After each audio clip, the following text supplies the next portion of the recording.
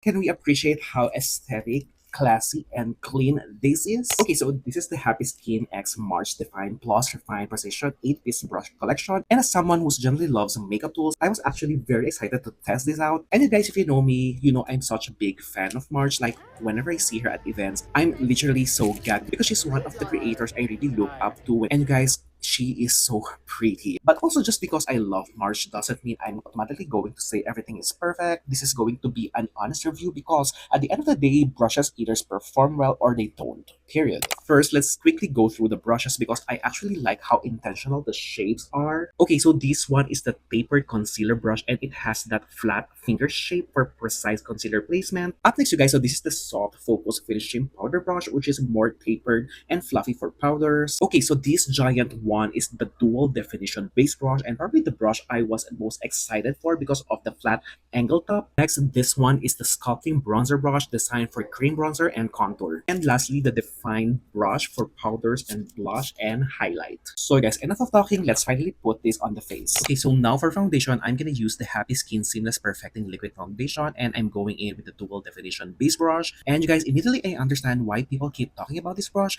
The density is packed enough to really press product into the skin, but the edges are tapered enough that it doesn't leave harsh foundation lines. And what I like is that it doesn't just move product around the face, it actually smooths it. And you know what guys, sometimes the dense foundation brushes can make the skin look streaky or emphasize texture, but this one gives more of that soft diffuse finish. And because of the angled side, I can actually sculpt around the nose and jaw without switching brushes. This is giving very makeup artist coded. Now for the concealer, I'm using the tapered concealer brush. And you guys, wait, this one is really good. I like that the brush head is small enough to target its coverage because sometimes concealer brushes are too fluffy and they spread product everywhere. This one gives more precision, and because the bristles are dense but still flexible, it blends without lifting the coverage underneath. And you guys, it's giving the detailed under eye placement technique makeup artists do instead of just aggressively blending everything away. Then I'm taking the sponge just to press everything together.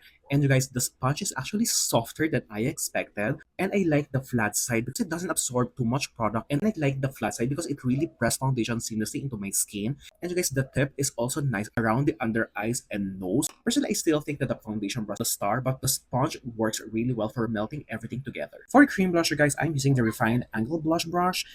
And okay, I understand the pot tip description now. It diffuses cream blush so evenly. It doesn't stamp too much pigment in one spot, which I think beginners would appreciate because cream blush can get scary really fast. And you guys, it gives that more of that watercolor blend on the cheeks. And I also noticed the brush keeps the blush lifted instead of dragging it downward. Now you guys, for the bronzer, so this sculpting bronzer brush honestly surprised me. The angle is actually very smart because it's low and rounded. It's naturally hugs the cheekbone so contour placement feels more controlled. And what I really appreciate is that it blends cream bronzer without making my face muddy. Because sometimes you guys, dense contour or bronzer brushes can create patches, especially over foundation, but this one keeps the blend really seamless. It's sculpting without looking harsh. Now I'm setting everything using the soft focus finishing brush. This brush feels very soft, you guys, like genuinely soft. And I think this works best for people who like a blurred powder finish instead of a super matte tack on look. It lightly diffuses powder across the skin without disturbing the cream products underneath.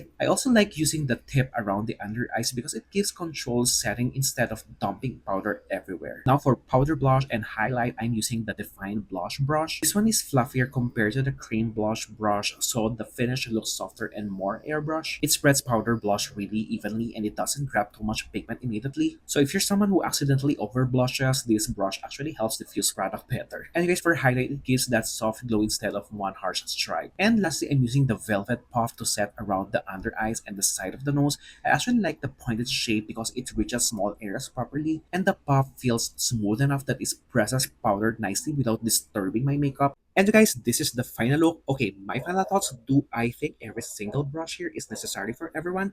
Actually, it depends on you, but performance-wise, I generally understand the hype around this collection. Brushes and the sponges feel well thought of. They work especially well for cream and powder products, and the biggest thing I notice is that they make makeup look softer and more refined instead of overly heavy. Okay, my personal favorites are tapered concealer brush, the dual definition base brush, and the bronzer brush, and this one, the brush blush. those stood out to me during application. And guys, overall, I think this collection makes sense, especially if you like modern soft glow makeup. So yeah, I just generally wanted to test them because I've been curious since Miss March around this collection, and on TBH, I can see myself continuing to use this, especially for cream and powder products. Okay, so if you're ready to try these, tell me which brush is your favorite because now I'm curious if we all like the same.